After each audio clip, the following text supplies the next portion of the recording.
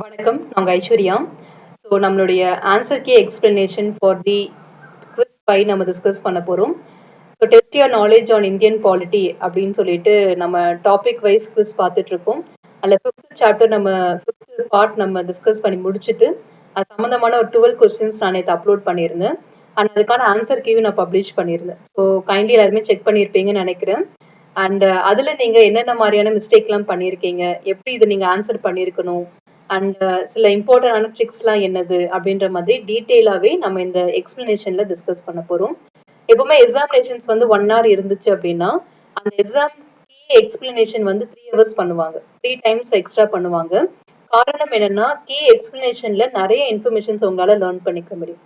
அந்த மாதிரி ஒரு கீ எக்ஸ்பிளனேஷன் தான் இப்போ நம்ம பார்க்க போறோம். இந்த 12 கொஸ்டின்ஸ்க்குமே ப்ராப்பரா நம்மளுடைய சோஃபா நம்ம டிஸ்கஸ் பண்ண கண்டென்ட்ல இருந்து நீங்க எப்படி ஆன்சர் பண்ணிருக்கணும், எப்படி நீங்க 12 out of 12 ஸ்கோர் பண்ணிருப்பீங்க அப்படின்ற எல்லா விஷயங்களுமே நம்ம இதுல டிஸ்கஸ் பண்ணலாம்.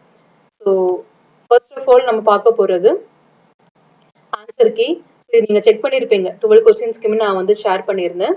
இது மூலயமா நீங்க எவ்வளவு ஸ்கோர் எடுத்திருப்பீங்க அப்படின்லாம் கூட செக் பண்ணிருப்பீங்க. ஸோ லாஸ்டா நீங்க எந்த மாதிரியான மெடல் வின் பண்ணிருக்கீங்க அப்படின்றதையும் நம்ம உங்களுடைய ஸ்கோர் பேஸ் பண்ணி செக் பண்ணிக்கலாம்.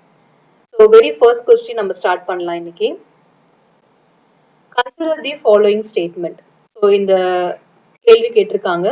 ஃபர்ஸ்ட் ஸ்டேட்மெண்ட் பார்த்தீங்கன்னா, the parliament is empowered to alter the boundaries of any existing state of India.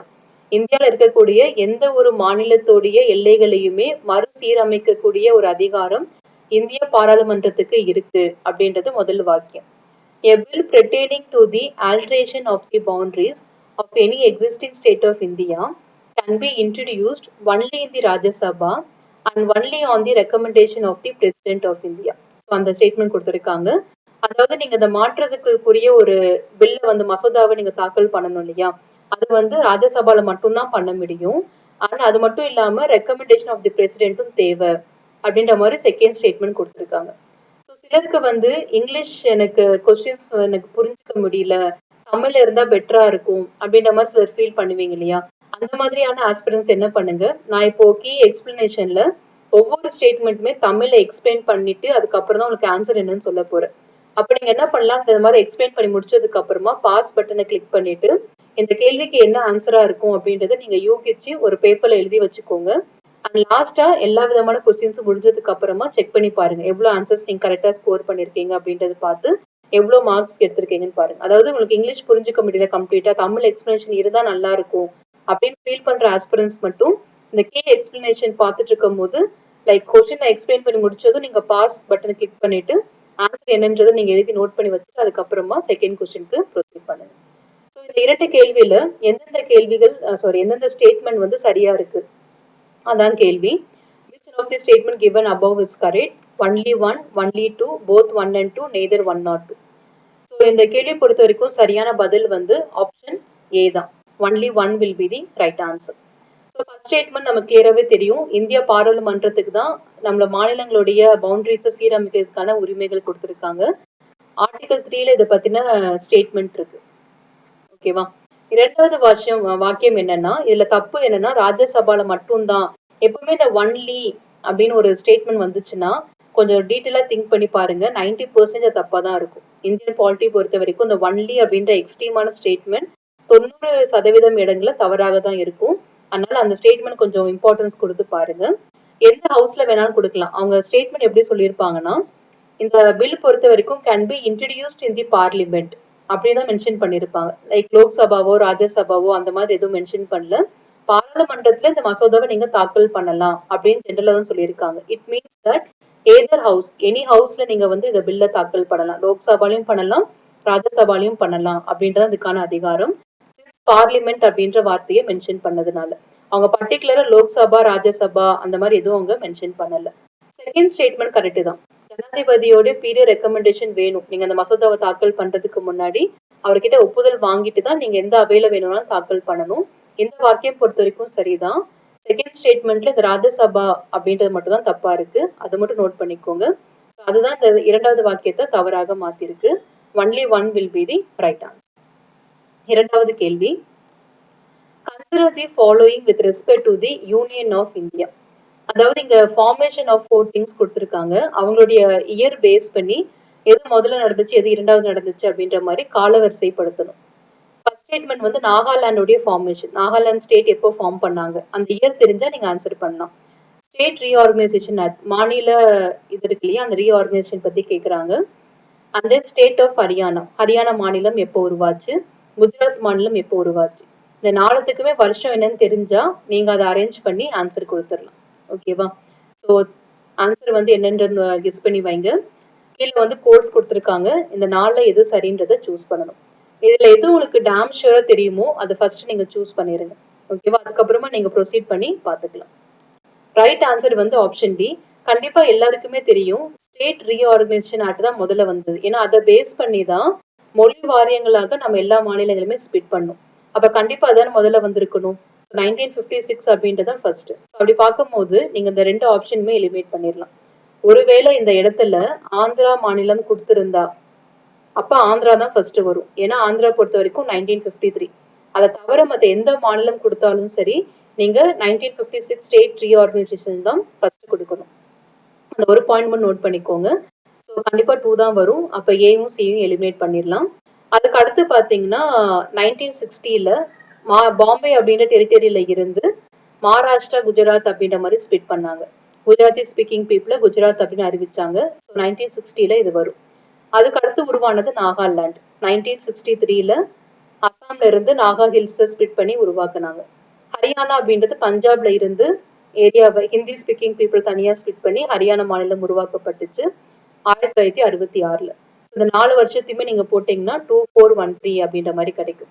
நான் இந்த இயர்ஸ் எல்லாமே ஞாபகம் வச்சுக்கிறதுக்கு ஒரு ஹிண்ட் கொடுத்துருக்கேன். அண்ட் இந்த ஸ்டேட்டுக்கான ஹிண்ட்டும் நான் கொடுத்துருக்கேன். மறுபடியும் நான் இங்க ரிப்பீட் பண்றேன், நோட் பண்ணிக்கோங்க. ஸ்டோரி என்னன்னா, குணா அப்படின்ற ஃப்ரெண்ட், குணா அப்படின்றவரும் சரி, ஹாரி அப்படின்றவரும் 2 பேரும் ஃப்ரெண்ட்ஸா இருக்காங்க. 2 பேரும் ஹிமாச்சலுக்கு போகணும் சாரி அப்படின்னு ஒரு பிளான் பண்றாங்க. அதுக்காக ஒரு மணி ரெடி பண்ணணும் அப்படின்ற மாதிரி பிளான் பண்றாங்க. மணி சேர்த்து வைக்கலாம் அப்படின்னு பேசிட்டே திரும்பும் போது திரிபுரா மேகா அப்படின்ற அவங்களோட இன்னொரு ஃப்ரெண்டு வரா. நானும் அவங்க கூட வரேன் அப்படின்னு கேக்குறா. நீயும் வரதா இருந்தா நம்ம இன்னும் கொஞ்சம் சீக்கிரமா பட்ஜெட்டா வந்து நம்ம ஒரு பிளான் ரெடி பண்ணணும் அப்படின்னு சொல்லி பிளான் பண்றாங்க. சீக்கிரம் அப்படின்றத சிக்கிமா நீங்க ஞாபகம் வச்சுக்கலாம். ஒன்ஸ் இது முடிஞ்சதுக்கு அப்புறமா இவ மேகா என்ன பண்றா, வீட்டுக்கு போனதும் அவளுடைய மிஸ்ஸுக்கு வந்து மிஸ் அப்படின்றது மிசோரம், மிஸ் வந்து அவங்களுடைய பேர், மிஸ்ஸோட பேர் வந்து அருணா. ஓகேவா? அருணாச்சல் பிரதேஷ். அவங்களுக்கு கொய்யா சாப்பிட்டுக்கிட்டே, ஓகேவா, கோவா, கொய்யானா கோவா சாப்பிட்டுக்கிட்டே டெக்ஸ்ட் பண்றா. டெக்ஸ்ட் அப்படின்றது நம்ம சாட்னு எடுத்துக்கலாம். சாட் பண்றா சத்தீஸ்கர். அதுல வந்து இந்த மாதிரி நாங்க ஊருக்கு போறோம், ஃப்ரெண்ட்ஸ் எல்லாம் சேர்ந்து ஹிமாச்சலுக்கு போறோம் அப்படின்னு சொல்றா. இந்த விஷயத்த தெரிஞ்சதும் அவங்க கொஞ்சம் டென்ஷன் ஆகி காண்டாகுறாங்க. ஸோ அது வந்து உத்தரகாண்ட். அதனால மெசேஜ் பண்ணாம கொஞ்சம் சைலன்ஸா இருக்காங்க, ஒரு ஜெர்க்கு மாதிரி எடுத்துக்கிறாங்க. ஸோ ஜார்க்கண்ட். ஸோ அப்ப மேகா வந்து என்னாச்சு மேம் அப்படின்னு சொல்லிட்டு டெல் மேம் அப்படின்னு மெசேஜ் அனுப்புறா, தெலுங்கானா. ஓகேவா? இதுதான் வந்து அந்த ஸ்டோரி. இதை நீங்க ஞாபகம் வச்சுட்டீங்கன்னா எல்லா ஸ்டேட்டுமே நீங்க ஞாபகம் வச்சுக்கலாம். இயர் பொறுத்த வரைக்கும் எப்படின்னா, நான் இன்னொரு கலர் சூஸ் பண்றேன். ஸோ நமக்கு இயர் பொறுத்த வரைக்கும் 1960, 1963, 1966, 1971. இந்த மூணுமே மணிப்பூர், திரிபுரா, மேகாலயா இவங்க 3 பேருமே வந்து 1972 தான். ஒரே வருஷம் தான் இவங்க எல்லாமே ஸ்பிட் பண்ணியிருப்பாங்க. சிக்கிம் வந்து 1975 ஒரே ஒண்ணு. அண்ட் மிசோரம், அருணாச்சல், கோவா இவங்க 3 பேருமே வந்து 1987. இந்த மாதிரி நமக்கு 3 வந்து 3 ஸ்டேட்ஸ் அந்த மாதிரி வரும், 3 டைம்ஸ் அந்த மாதிரி வரும். சத்தீஸ்கர், உத்தரகாண்ட், ஜார்க்கண்ட் அப்படின்றது இந்த இயர் ஆஃப் 2000. தெலுங்கானா 2014. இப்போ ஜம்மு அண்ட் காஷ்மீருடைய பைஃபரிகேஷன் 2019 நீங்க எடுத்துக்கணும். ஸோ இயர் பொறுத்த வரைக்கும் ஈஸி தான். ஏன்னா 1960, 63, 66, 71 இதை மட்டும் தனியா ஞாபகம் வச்சுக்கோங்க. 72ல 3 வரும். சிக்கிம் கண்டிப்பா எல்லாருக்கும் ஞாபகம் இருக்கும். ஏன்னா அசோசியேட் ஸ்டேட்டா வந்து ஸ்டேட்டோட மாறினது. 1987ல 3, 2000ல 3, 2014 எல்லாருக்கும் ஞாபகம் இருக்கும். இந்த மாதிரி ஞாபகம் வச்சுட்டீங்கன்னா லைஃப் லாங் இந்த ஸ்டேட் ஃபார்மேஷன்ஸ் உங்களுக்கு ஞாபகம் இருக்கும். அதை பேஸ் பண்ணி option D 2413 will be the right answer. மூன்றாவது கேள்வி, boundary of a state, just a minute. The boundary of a state in India can be altered through the procedure laid down in அப்படின்னு கேக்குறாங்க. Article 368 படியா, 130 படியா, 70 படியா, 3 படியா. அதாவது ஒரு மாநிலத்தோட பவுண்டரிய எந்த ஆர்டிகல் படி உங்களால வந்து ஆல்டர் பண்ண முடியும். யூனியன் அண்ட் டெரிட்டரியில மொத்தமே 4 ஆர்டிகல்ஸ் தான், 1, 2, 3, 4. அதுல இங்க இருக்கிறது ஒரே ஒரு ஆப்ஷன் மட்டும் தான். அதை வச்சு நீங்க ஆன்சர் பண்ணிடலாம். Article 3 is the right answer. Article 1 பொறுத்த வரைக்கும் இந்தியாவுடைய யூனியன், அதாவது நேம் அண்ட் டெரிட்டரி, அந்த எக்ஸ்பிளனேஷன் கொடுத்திருப்பாங்க. 2 பொறுத்த வரைக்கும் அட்மிஷன் எஸ்டாப்ளிஷ்மெண்ட் ஆஃப் ஸ்டேட் பத்தி சொல்லியிருப்பாங்க. ஆர்டிகல் 3ல ஃபார்மேஷன் ஆஃப் ஸ்டேட், அதுல நேம் ஆல்டர் பண்றது, நேம் சேஞ்ச் பண்றது, பவுண்டரி ஆல்டர் பண்றது, யூனிஃபை பண்றது, பைஃப்ரிகேட் பண்றது, எல்லா விதமான சேஞ்சஸும் வந்துடும். ஆர்டிகல் 4ல நீங்க 2 and 3 படி எந்த மாற்றங்கள் பண்ணாலும் ஃபர்ஸ்ட் ஷெட்யூலையும் ஃபோர்த் ஷெட்யூலையும் நீங்க சேஞ்சஸ் பண்ணணும் அப்படின்ற இன்ஃபர்மேஷனை கொடுத்திருப்பாங்க. டோட்டல் இந்த 4 ஆர்டிகல்ஸ் தான். 2A அப்படின்றது ரிப்பீல் பண்ணப்பட்டிருக்கு. சிக்கிம் நம்ம வந்து ஃபுல் ஸ்டேட்ஹுட் கொடுத்ததுக்கு அப்புறமா அதை நம்ம ரிப்பீல் பண்ணிட்டோம். இப்போ அந்த 4 ஆர்டிகல்ஸ் மட்டும் ஞாபகம் வச்சுக்கோங்க. நாலாவதாக, in 1953, Prime Minister Jawaharlal Nehru announced the formation of a commission to study the reorganization of state on a linguistic basis under the chairmanship of. இதான் வந்து ஆக்சுவல் கேள்வி. இந்த கேள்விக்கான பதில் ஆப்ஷன்ஸ் என்னன்னா T T Krishnamachari, Vallabhbhai Patel, Fazl Ali and G B Pant. கேள்வி என்னன்னா 1953ல ஜவஹர்லால் நேரு இந்த மாநில ரீதியாக நம்ம மாநிலங்களை அமைக்கலாமா வேண்டாமா அப்படின்றதுக்காக நியமனம் பண்ணப்பட்ட, இல்ல அமைக்கலாமா வேண்டாமான்னு இல்ல, எப்படி அமைக்கலாம், இந்த கேள்விக்கு வித்தியாசம் இருக்கு. எப்படி அமைக்கலாம், எப்படி மாநில ரீதியாக மாநிலங்களை நம்ம பிரிக்கலாம், அதுக்கு உங்களுடைய சஜஷன் சொல்லுங்கன்னு சொல்லிட்டு ஒரு கமிட்டியை நியமனம் பண்ணாரு. அந்த கமிட்டி என்னன்றதான் கேள்வி. ஸோ கிளியராகவே இதுல தெரியும், Fazl Ali commission is the right answer. நமக்கு மொழி வாரியங்களாக பிரிக்கலாமா வேண்டாமா அப்படின்னு சொல்றதுக்கு 3 கமிட்டி தான் வந்திருக்கும். தார் கமிஷன், ஜேவிபி கமிட்டி, ஃபசி அலி. இதுல தார் கமிட்டிக்கும் ஜேவிபி கிட்டையும் பண்ணலாமா வேண்டாமான்னு கேள்வி கேட்கும் போது அவங்க 2 பேருமே வேண்டாம் அப்படின்னு தான் சஜஸ்ட் பண்ணியிருந்தாங்க. அதுக்கப்புறமா 1953 நம்ம வந்து வேற வழி இல்லாம ஆந்திராவை உருவாக்கிட்டோம். அதுக்கப்புறமா என்ன பண்ணாரு ஜவஹர்லால் நேரு, ஃபசி அலி கமிஷன் அப்படின்னு ஒண்ணு உருவாக்குனாரு 1953ல. இந்த மொழி ரீதியாக எப்படி நம்ம மாநிலங்களை ஸ்பிட் பண்றது, அதுக்கு உங்களோட சஜஷன்ஸ் சொல்லுங்க அப்படின்னு சொல்லிட்டு தான் இந்த கமிஷனை உருவாக்குனாங்க. அதுதான் Fazi Ali commission. 1953 is the right answer. Okay, Parliament of India passed the State Reorganization Act in 1956 to create. So நம்ம 1956ல ஃபசி அலி கமிஷனோட ரெக்கமெண்டேஷன் பேர்ல ஸ்டேட் ரீஆர்கனைசேஷன் ஆக்ட் அப்படின்றத பாஸ் பண்றோம். அப்ப இந்தியாவில எத்தனை மாநிலங்கள், எத்தனை யூனியன் பிரதேசங்களாக ஸ்பிளிட் ஆச்சு அப்படின்றதான் கேள்வி. ஃப்ரம் தி பிகினிங் நிறைய முறை நான் இதை எக்ஸ்பிளைன் பண்ணியிருக்கேன். இந்த கேள்விக்கான சரியான பதில் option B is right answer. ஆனா இதுல இன்னொரு ஸ்டேட்மெண்ட் என்னன்னா, இந்த 16 ஸ்டேட் அண்ட் 3 யூடி இருக்கு இல்லையா, இது ஆக்சுவலா வந்து ஃபசி அலி கமிஷன் ரெக்கமெண்ட் பண்ணது. ஃபசி அலி கமிஷன் ரெக்கமெண்டேஷன் இந்தியாவை நீங்க 16 மாநிலங்களாகவும் 3 யூனியன் பிரதேசங்களாகவும் ஸ்பிளிட் பண்ணுங்க அப்படின்னு அவங்க ரெக்கமெண்ட் பண்ணாங்க. ஆனா பார்லிமெண்ட் அடாப்ட் பண்ணிக்கிட்டது 14 ஸ்டேட்ஸ் அண்ட் 6 யூடியை அவங்க ஸ்பிளிட் பண்ணாங்க. ஓகேவா, அந்த ஏ பாயிண்ட் நோட் பண்ணிக்கோங்க. மேபி அது கேள்வியே கேட்டா நீங்க ஏ ஆப்ஷன் கொடுக்கலாம், மற்றபடி C option is the right answer. And 6வது கேள்வி பாருங்க, State of the Indian Union can be reorganized or their boundaries altered by what அப்படின்னு கேக்குறாங்க. ஸோ இந்தியாவில் இருக்கக்கூடிய மாநிலங்கள் இருக்காங்க இல்லையா, அவங்களுடைய எல்லைகளை எப்படி நீங்க ரீஆர்கனைஸ் பண்ணலாம், எந்த ப்ராசஸ் படி பண்ணலாம் அப்படின்றதான் கேள்வி. ஃபர்ஸ்ட் ஆப்ஷன் வந்து யூனியன் பார்லிமெண்ட் பண்ண முடியும், சிம்பிள் மெஜாரிட்டியில பண்ணிடலாம். சாதாரண மசோதா, சாதாரண பெரும்பான்மையிலேயே உங்களால பண்ண முடியும். ஆர்டினரி ப்ராசஸ் ஆஃப் லெஜிஸ்லேஷன், சாதாரண வழிமுறைகளையே உங்களால பண்ண முடியும். செகண்ட் வந்து 2/3 மெஜாரிட்டி. ஓகே, 3ல 2 பேர் அதுக்கு சப்போர்ட் பண்ணி கொண்டு வந்தாதான் உங்களால பண்ண முடியும். மூன்றாவது 2/3 majority of both the houses of parliament and the consent of the legislature of the concerned state. D பொறுத்த வரைக்கும் an executive order of the union government with the consent of the concerned state government. அதாவது மத்திய அரசாங்கம் வந்து ஒரு executive ஆர்டரை place பண்ணி அந்த கன்சர்ன் மாநிலத்துக்கிட்ட ஒப்புதல் வாங்கினதுக்கு அப்புறம் தான் உருவாக்க முடியும். இந்த 4 ஸ்டேட்மெண்ட்ஸ்ல எந்த ஸ்டேட்மெண்ட் கரெக்ட்? நமக்கு ரொம்ப கிளியரா நமக்கு எக்ஸ்பிளைன் பண்ணியிருக்காங்க. லைக் யூனியன் பார்லிமெண்ட் வந்து அவங்களாவே இதை டிசைட் பண்ணிடலாம். சாதாரண மசோதால சாதாரண ப்ராசஸ்ல இவங்க வந்து கொண்டு வந்துடலாம். எந்த ஹவுஸ்ல வேணாலும் அந்த பில்லை இன்ட்ரோடியூஸ் பண்ண முடியும். ஜனாதிபதி கிட்ட முன்னாடியே நீங்க ரெக்கமெண்டேஷன் கேட்டு தான் நீங்க இன்ட்ரோடியூஸ் பண்ண முடியும். அந்த ஒரு பாயிண்ட் நோட் பண்ணிக்கணும். அவர் என்ன பண்ணுவாருன்னா, அந்த கன்சர்ன் ஸ்டேட்டுக்கு ஒரு அனுப்பி வைப்பாரு, பில் அனுப்பி வைப்பாரு. உங்களுடைய ஒப்பீனியன் என்ன அப்படின்ற மாதிரி கேட்டு அனுப்பி வைப்பாரு. அதுக்குன்னு ஒரு பிரிஸ்கிரைப் டைம் லிமிட்டும் அனுப்பி வைப்பாரு. அவங்க அதுக்கு என்ன மாதிரியான முடிவும் எடுக்கலாம், வேணும்னு எடுக்கலாம், வேண்டாம்னு எடுக்கலாம், இல்ல எந்த விதமான முடிவும் சொல்லாம அமைதியாகவும் இருக்கலாம். அந்த பிரிஸ்கிரைப் டைம் முடிஞ்சதுக்கு அப்புறமா ஜனாதிபதி அந்த அவைக்கு வந்து நோட்டீஸ் கொடுத்து அவங்க அந்த பாஸ் பண்ணிடுவாங்க. ஸோ மாநிலத்தோடைய விருப்பம் அப்படின்றது இங்க தேவையில்லை, மேண்டேட்டரியா இல்லை. ஆனா ஒரு நடைமுறைக்காக அவங்க கிட்ட ஒப்புதல் கேட்கிற மாதிரி ஒரு குறிப்பிட்ட டைம் கொடுத்து ஒரு பில்ல அனுப்பி வைப்பாங்க. அது மட்டும் தான் இங்க நடக்கும். மாநிலத்துடைய ஒப்புதல் அந்த மாநிலத்துடைய சேஞ்சஸ்க்கு தேவையான்னு கேட்டா நாட் நெசசரி. அதனால option A will be the right answer. 7வது கேள்வி. கேள்வி பார்க்க பெருசா இருக்கும், ஆனா மேட்ரு என்னமோ ஈஸி தான்.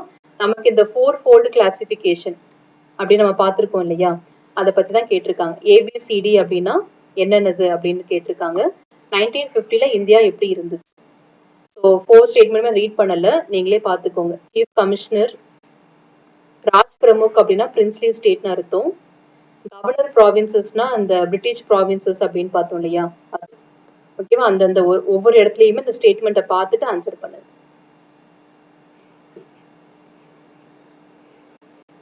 ஓகேவா, ஸோ கிளியரா பார்த்துக்கோங்க. இந்த கேள்விக்கான சரியான பதில் option C. So part A British provinces நம்ம சொல்லியிருக்கோம். பார்ட் பி பிரின்ஸ்லி ஸ்டேட், ராஜ் பிரமுக்னா princely state. Part C actually chief commissioner provinces. Part டியும் நீங்க அந்த மாதிரி எடுத்துக்கலாம், ஏன்னா ரெண்டுமே வந்து யூனியன் டெரிட்டரி தான். ஓகேவா, இன்னைக்கு நம்ம நடைமுறையில யூடின்னு சொல்லக்கூடியதான் சீஃப் கமிஷனர் ப்ராவின்சஸா அப்ப இருந்தது. C as well as D ரெண்டுமே நீங்க அந்த கேட்டகரியில கொண்டு வந்துக்கலாம். அதனால இங்க இருக்கிறதுல ஆப்ஷன் சி தான் ரைட் ஆன்சர். 8வது கேள்வி. Who among the following was the head of the Linguistic Province Commission appointed in the year 1948 to inquire into disability of linguistic provinces? 1948ல மொழி வாரியங்களாக மாநிலத்தை பிரிக்கலாமா வேண்டாமா அப்படின்றதுக்காக அமைக்கப்பட்ட கமிட்டி எது? ஜவஹர்லால் நேரு, ஜஸ்டிஸ் எஸ்கேதார், ஜஸ்டிஸ் ஃபசி அலி, பட்டாபி சீதாராமையா. இப்பதான் கொஞ்ச நேரத்துக்கு முன்னாடி நான் சொல்லியிருந்தேன் 3 கமிட்டி அப்படின்றது. ஸோ நமக்கு இமிடியேட்டா இண்டிபெண்டன்ஸ் வாங்கினா அதுக்கு மறு வருஷமே நம்ம அமைச்ச கமிட்டி என்னன்னா தார் கமிட்டி அப்படின்றது. ஸோ ஃபர்ஸ்ட் இவங்க வந்து ரிப்போர்ட்ல இந்த மாதிரி வேண்டாம் அப்படின்னு தான் சஜஸ்ட் பண்ணியிருப்பாங்க. அதுக்கப்புறமா ஜேவிபி கமிட்டி, ஜவஹர்லால் நேரு, பட்டாபி சீதாராமையா, வல்லாபி பட்டேல், சர்தார் வல்லபாய் பட்டேல், இவங்க எல்லாருமே சேர்ந்து ஒரு கமிட்டி ஃபார்ம் பண்ணியிருப்பாங்க. அவங்களும் வேண்டாம் தான் சஜஸ்ட் பண்ணாங்க. பட் அதுக்கப்புறமா தான் நமக்கு முடிவு. So B is the right answer. Okay, 9th one பாருங்க. இங்க இருக்கிறதுல what is the correct chronological order in which the following state of the Indian Union were created or granted full statehood? கம்ப்ளீட்டா முழுமையா ஒரு மாநில அந்தஸ்து அப்படின்றது எந்த வருஷம் கொடுக்கப்பட்டுச்சு, அதை பேஸ் பண்ணி நீங்க இவங்களை காலவரிசைப்படுத்தணும். ஆந்திர பிரதேஷ், மகாராஷ்டிரா, நாகாலாந்து, ஹரியானா, இவங்க 4 பேருமே நீங்க அரேஞ்ச் பண்ணணும். இப்ப ஒரு ஸ்டோரி மாதிரி பார்த்தோம், இயர்ஸ் எல்லாமே சொன்னேன், அதை வச்சு நீங்க ஆன்சர் பண்ணிடலாம். ஃபர்ஸ்ட் இங்க இருக்கிற ஆப்ஷன் பாருங்க, ஆந்திர பிரதேஷா இல்ல மகாராஷ்டிராவா, அதை ஃபர்ஸ்ட் டிசைட் பண்ணுங்க. ஏன்னா 2 ஆப்ஷன்ல 1 வச்சு ஆரம்பிக்கிறாங்க, இங்க 3 வச்சு ஆரம்பிக்கிறாங்க. இது நீங்க டிசைட் பண்ணிட்டாலே உங்களால 2 ஆப்ஷனை எலிமினேட் பண்ணிட முடியும். அதுக்கப்புறமா நீங்க ப்ரொசீட் பண்ணி மூவ் பண்ணலாம். ரைட் ஆன்சர் ஆப்ஷன் சி தான். ஆந்திர பிரதேஷ் பொறுத்த வரைக்கும் 1953ல, மகாராஷ்டிரா அப்படின்றது 1960ல, நாகாலாந்து அப்படின்றது 1963, ஹரியானா அப்படின்றது 1966. ஓகே, இதான் கரெக்டான ஆர்டர். ஸோ 1, 3, 2, 4. நான் முன்னாடி எல்லா ஸ்டேட்டும் அதோட ரெஸ்பெக்டிவ் இயர்ஸும் கொடுத்துருக்கேன், அதுவே நோட் பண்ணிக்கோங்க. 1, 3, 2, 4 is the right answer. Who among the following was not a member of the State Reorganization Commission appointed by Pandit Jawaharlal Nehru? ஓகேவா, ஸோ நம்ம வந்து ஃபசி அலி கமிஷன்ல எக்ஸ்ட்ராவா 2 மெம்பர்ஸ் இருந்தாங்க அப்படின்னு பார்த்தோம் இல்லையா, அந்த நபர்கள் யாருன்னு தெரிஞ்சா அந்த கேள்விக்கு ஆன்சர் பண்ணிடலாம். ஓகே, ஸோ ஜஸ்டிஸ் ஃபசி அலி, பொட்டி ஸ்ரீராமுலு, ஹெச்எம் பணிக்கர், ஹிருதயநாத் ஹுன்ஸ்ரு, அதாவது ஹெச்என் ஹுன்ஸ்ரு அப்படின்னு சொல்லுவாங்க. இந்த 4 நபர்களை யாரு இல்லைன்னு கேட்குறாங்க, வாஸ் நாட் அ மெம்பர் அப்படின்னு கேட்குறாங்க. Potti Sriramulu is a right answer, because அவர் யாருன்னு உங்க எல்லாருக்குமே தெரிஞ்சிருக்கணும். So first is Fazl Ali commission தான் பேர் ஆக்சுவலா, பட் அதுல இன்னும் 2 பேர் இருந்தாங்க. அவங்க வந்து கேஎம் பணிக்கரும் ஹிருதயநாத் ஹுன்ஸ்ரு, இவங்க 2 பேருமே other 2 members in the Fazl Ali commission. So இந்த பாயிண்ட் நோட் பண்ணிக்கணும். Potti Sriramulu belongs to Andhra state, Congress person, is the reason behind the formation of Andhra state. Option B இந்த இடத்துல வராது. ஓகே, 11th ஒன் பாருங்க. Consider the following statement with reference to linguistic reorganization of state in independent India. மொழி வாரியங்களாக இந்தியால எப்படி மாநிலங்கள் எல்லாமே reorganise பண்ணாங்க? அதை பேஸ் பண்ணி இங்க இருக்கிற ஸ்டேட்மெண்ட்ஸ்ல எது சரி அப்படின்னு கேக்குறாங்க. The separate state of Andhra for the Telugu people came into existence in the year 1953.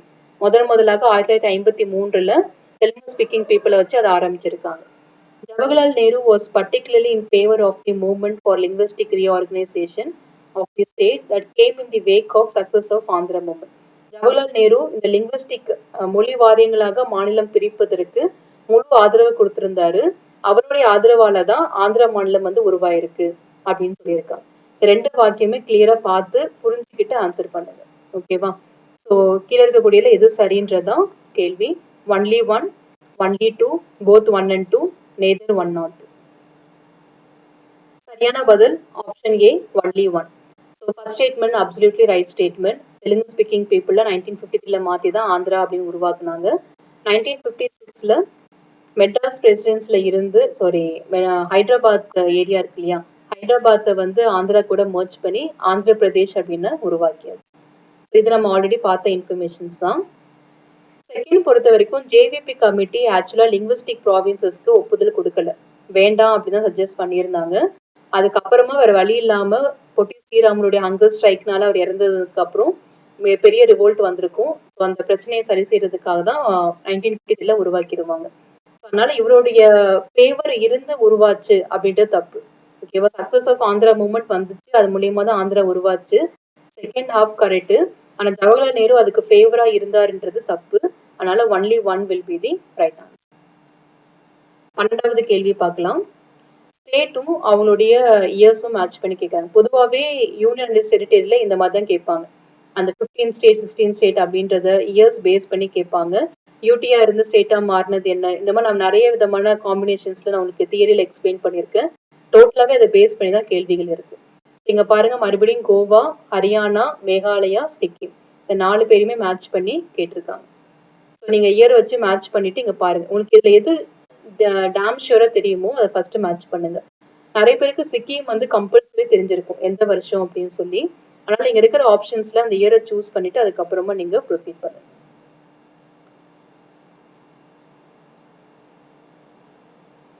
Okay, the right answer is option D. So Sikkim வந்து 1975 தானே, இங்க ஏன் 76 கொடுத்துருக்காங்க அப்படின்ற மாதிரி கன்ஃபியூஸ் ஆகலாம். ஆக்சுவலா 2 அமெண்ட்மெண்ட் வந்துச்சு இல்லையா, 35th amendment and 36th amendment அப்படின்னு 2 அமெண்ட்மெண்ட் வந்திருக்கும்.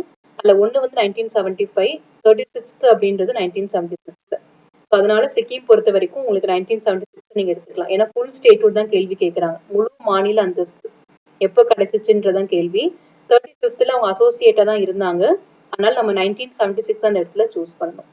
கோவா நமக்கு தெரியும், லைக் 1987ல உருவானது. ஹரியானா 1966ல வந்தது. மேகாலயா 1972ல வந்தது. அண்ட் சிக்கிம் பொறுத்த வரைக்கும் 1976ல. So 4, 1, 2, 3 will be the right answer. So நம்ம 12 கொஸ்டின்ஸுமே நான் கிளியரா உங்களுக்கு எக்ஸ்பிளைன் பண்ணிட்டேன். ஸோ இப்போ உங்களுடைய ஸ்கோர்ஸை நீங்க எப்படி கால்குலேட் பண்ணணும்னா, இந்த 12 கேள்விகள்ல நீங்க எத்தனை கேள்வி வந்து சரியா ஆன்சர் பண்ணிருக்கீங்க.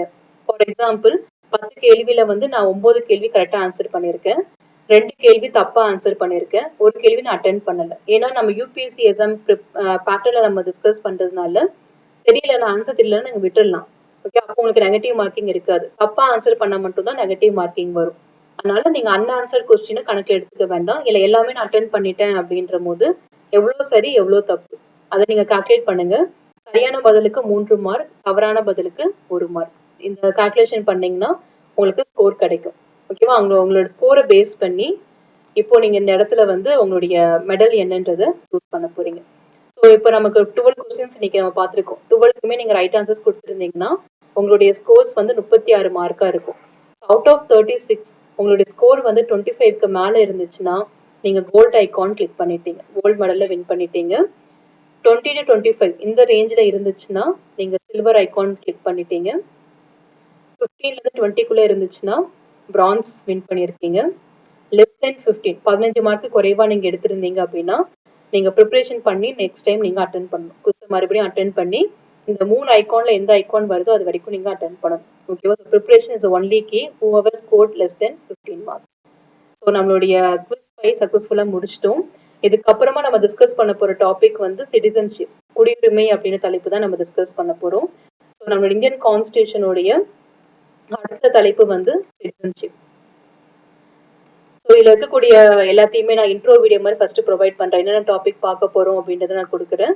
அண்ட் நம்ம இதே மாதிரி சாப்டர் டாபிக் வைஸ் பார்த்துட்டு அண்ட் குவிஸ் 6 அப்படின்றத நம்ம எடுத்துக்கலாம். அதை நியர்லி ஒரு 11 கொஸ்டின்ஸ் வரைக்கும் இருக்கும். அதுலவே நம்ம ப்ராக்டிஸ் பண்ணிக்கலாம். ஸோ இந்த சந்தேகம் ஏதாவது இருந்துச்சுன்னா, கேள்வி சம்பந்தமா ஏதாவது டவுட் இருந்துச்சுன்னா கீழே கமெண்ட் பாக்ஸ்ல கொடுங்க, நான் கிளாரிஃபை பண்றேன். அண்ட் உங்களோட லட்சியங்கள் வெற்றியடைய வாழ்த்துக்கள். படிப்போம், பகிர்வோம், வெற்றியடைவோம். Let's crack it. நன்றி.